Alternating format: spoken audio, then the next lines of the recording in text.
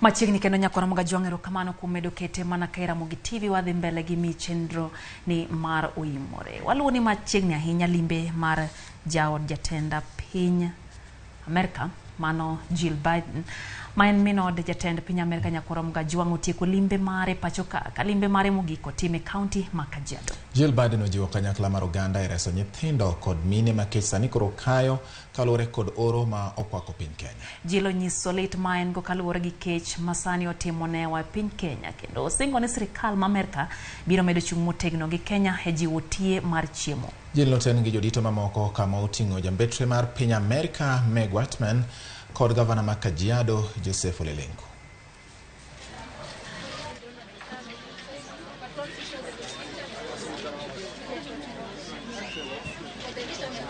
Many of our community people who are dependent on livestock are completely disillusioned because without livestock their life revolves around it, so it becomes very difficult.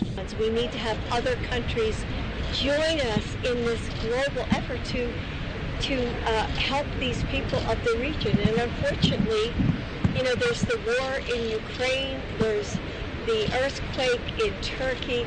I mean, there are a lot of competing interests, but obviously here people are actually, livestock people are starving. Koro donje motende gi weche mag Sharon